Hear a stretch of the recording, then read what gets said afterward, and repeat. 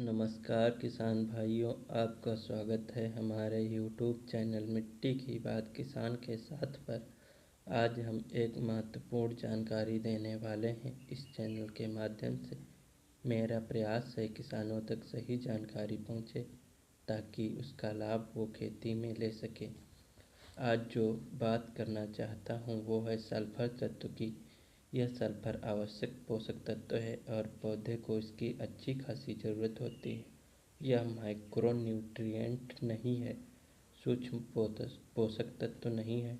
इसकी आवश्यकता थोड़ा ज़्यादा होती है और इसके बहुत सारे काम होते हैं फसल के अंदर, पौधे की पैदावार में, उसकी वृद्धि में, उसकी उपज बढ़ाने में। और जो सल्फर है उसके जो उर्वरक हैं, जो सल्फेट वाले उर्वरक होते हैं, जो सल्फर से सल्फेट में होते हैं, उनका रिस्पांस बहुत जल्दी आता है क्योंकि जो पौधा सल्फर को लेता है वो सल्फेट के रूप में लेता है।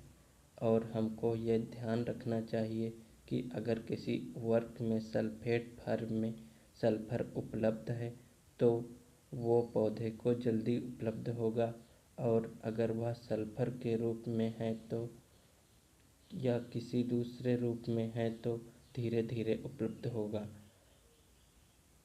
तो अगर वह सल्फर के रूप में है, सल्फेट में नहीं है, तो हमें बुआई से 10, 15, 20 दिन पहले डाल देना चाहिए ताकि धीरे धीरे पौधे को सल्फेट के रूप में वह मिल जाए, क्योंकि इसको सूक्ष्म जीव बदलते हैं और वो पौधों को उपलब्ध हो जाए। तो ये जो मौसम अभी चल रहा है खरीफ का चल रहा है और खरीफ की अब कटाई होगी, खरीफ फसलों की। और इसके बाद जब रबी फसलों की जो बुआई है वो अक्टूबर नवंबर से शुरू होगी, वहाँ हमको सल्फर देना चाहिए। अगर आपने खरीफ की फसल जो बोई है जून जुलाई, उसमें जैसे मक्का बोई होगी, धान बोया होगा या सोयाबीन लगी होगी, अगर उसमें आपने सल्फर दिया है तो ठीक है। अगर नहीं दिया है तो रबी की फसलें हैं जो बोएंगे आप, गेहूँ बोएंगे या सरसों बोएंगे, आलू बोएंगे, मटर बोएंगे, इसमें सल्फर देना ज़रूरी है। अगर अब ये जो जाड़े वाली फसलें हैं जिसमें जाड़ा होता है, जिसमें सल्फर बहुत अच्छा काम करता है। देखिए, सल्फर से अमीनो एसिड्स बनते हैं और अमीनो एसिड से प्रोटीन बनता है और प्रोटीन नाइट्रोजन से भी बनती है। तो नाइट्रोजन को प्रोटीन बनाने में सल्फर बहुत ज़रूरी काम करता है। अगर सल्फर की कमी होगी तो नाइट्रोजन अपना काम सही ढंग से नहीं कर पाएगा। अब प्रोटीन नहीं बन पाएगी तो पौधे के अंदर पूरा काम नहीं हो पाएगा। ये तो बड़ा इम्पोर्टेंट काम है सल्फर का। इसके साथ साथ अगर हम सरसों की बात करें, जो हमारी दलहनी फसलों में प्रमुख फसल है, उसमें जो आयल बनता है, बीज के अंदर जो तेल की मात्रा बढ़ती है वो सल्फर मतलब गंधक से बढ़ती है। अगर उसमें सल्फर नहीं होगा तो उसमें तेल नहीं बढ़ पाएगा। जैसे चाहे आप नाइट्रोजन दें, फास्फोरस दें, पोटेशियम दें, जिंक दें, आयरन दें, सल्फर बहुत ज़रूरी है। तो अब हम बड़े दो इम्पोर्टेंट काम हम देखते हैं कि एक तो प्रोटीन बनाने का जो सभी फसलों को चाहिए, चाहे वह दलहनी है, तिलहनी है, अनाज वाली फसलें हैं, कोई भी है। दूसरा, तेल बनाने के लिए जो तिलहनी फसलों के लिए ज़रूरी है, इसलिए सल्फर देना बहुत ज़रूरी है। इसके साथ साथ जो सल्फर जब पौधे के अंदर होता है तो उसके अंदर गर्मी सहन करने की क्षमता, ठंड सहन करने की क्षमता बहुत अच्छी आ जाती है। तो जब जाड़े का जो मौसम होता है, बहुत ज़्यादा ठंड पड़ती है, तो जब कोल्ड रेजिस्टेंस जो आएगा पौधे के अंदर, मतलब तापमान कम हो रहा है, ठंडा हो रहा है वातावरण, तो उसका सहन करने की क्षमता जो है सल्फर से आती है। तो अगर ऐसी फसलों में जो हम रबी में बोने जा रहे हैं अक्टूबर नवंबर में, उसमें अगर हम सल्फर दे देते हैं तो पौधे जो कम तापमान हो रहे है उसके बहुत अच्छे ढंग से सह लेते हैं और उसकी बढ़वार बहुत अच्छी होती है। तो यह एक बड़ा स्पेशल काम है जो सल्फर का है कि वो ठंड गर्मी से इन सब के प्रति सहनशीलता पौधों के अंदर लाता है। अगर सल्फर की कमी होती है या हमने नहीं दे रखी है, कई सालों से मिट्टी में इसकी कमी हो रही है, तब पौधे बहुत अच्छी तरह से जल्दी ही इसके प्रति सहनशीलता खो देते हैं।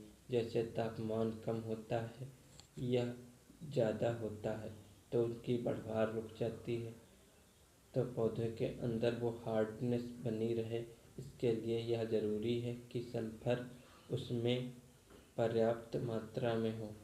तो यह सल्फर इसलिए हमको, यह जो हम फसलें आगामी सीजन में बोने वाले हैं अक्टूबर नवंबर में, उसमें हम ज़रूर दें। अब बात आती है कि कौन सा सल्फर दें, कितना सल्फर दें। जैसे मैंने शुरू में बताया था कि जो सल्फेट वाला है, अगर वह हमको मिल जाता है तो हमको तुरंत रिस्पांस मिलता है। लेकिन इसमें सल्फर होता है, जैसे बेंटोनाइट सल्फर है 90% वाला आता है, यह हमें बुआई से 1 से 10 दिन पहले दे देना चाहिए, मिट्टी में दे देना चाहिए। और अगर नहीं दे पा रहे हैं तो बुआई के समय दें, धीरे धीरे रिलीज होगा।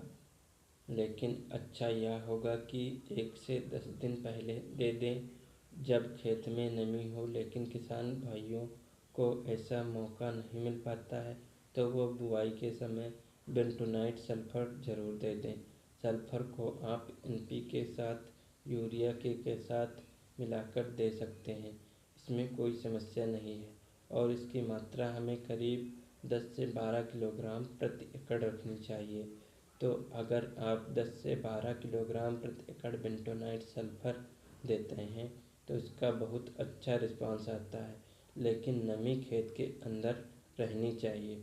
और जैसे मैंने आपको बताया कि यह क्योंकि इसमें सल्फर फार्म में होता है, सल्फेट बदलने में समय लगता है। अगर बुआई से 1 से 10 दिन पहले देते हैं तो अच्छी बात है। अगर नहीं दे पाते हैं तो बुआई के समय NPK के साथ यूरिया के साथ मिलाकर के DAP के साथ मिलाकर आप इसको दें।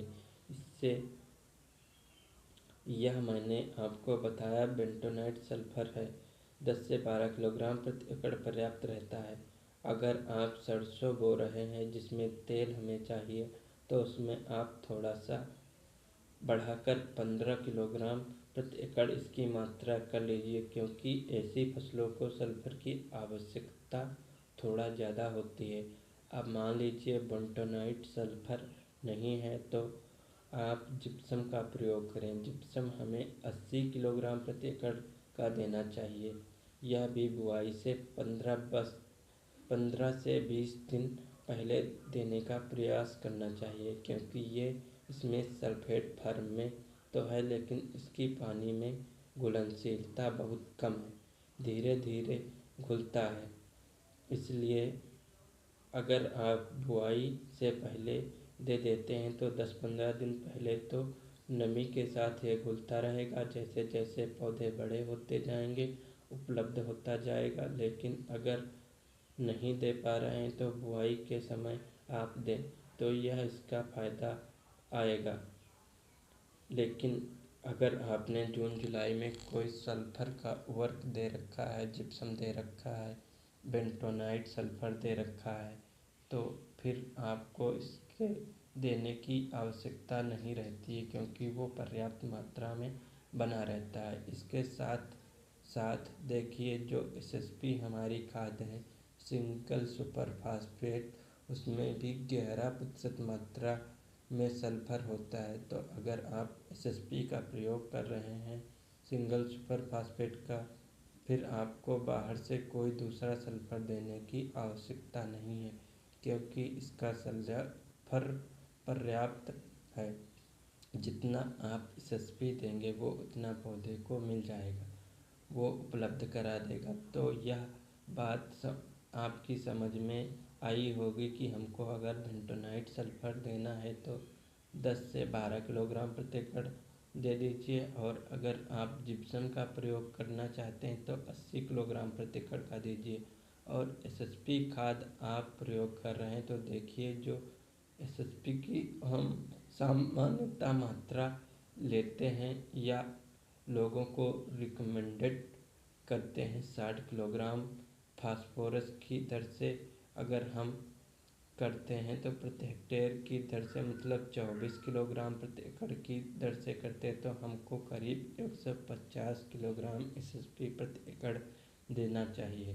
तो 150 किलो अगर आप एसएसपी दे रहे हैं तो बुआई के समय तो सल्फर उससे पर्याप्त मात्रा में मिल जाता है, फिर आपको कोई सल्फर देने की आवश्यकता नहीं है। तो इसलिए शुरू से ही हम अपना फर्टिलाइज़र मैनेजमेंट प्लान बना करके रखें कि आने वाले समय में अक्टूबर नवंबर में हम फसल को बोएंगे तो सल्फर देना है तो उसका हिसाब से कौन सा उपलब्ध रहेगा, मात्रा मैंने आपको बताई है वो ज़रूर दें। आप देखेंगे कि ठंड में इसका बहुत अच्छा रिस्पांस आएगा। जैसे मैंने आपको बताया प्रोटीन को बनाता है, तेल बनाता है, पौधे के अंदर तापमान को सहन करने की क्षमता, इसके साथ साथ पौधे में अगर पानी की कमी होती है तो उसको भी सहन करने की क्षमता ये पौधे के अंदर लाता है। एक तरह के पौधे के अंदर प्रतिरोधकता लाता है, चाहे मौसम ठंडा हो जाए या गर्म हो जाए, पानी की कमी हो जाए, पौधे में सहनशीलता लाता है, जिससे पौधे की बढ़वार बनी रहती है और उसकी उपज अच्छी मिलती है। तो आशा करता हूँ मेरी बात आपकी समझ में आई होगी कि सल्फर का प्रयोग हमें क्यों करना चाहिए और कितना हम करें और कौन सा उर्वरक हमें देना चाहिए। इसी प्रकार की महत्वपूर्ण जानकारी के लिए हमारे यूट्यूब चैनल मिट्टी की बात किसान के साथ को सब्सक्राइब करें और बेल आइकन दबाना ना भूलें। धन्यवाद।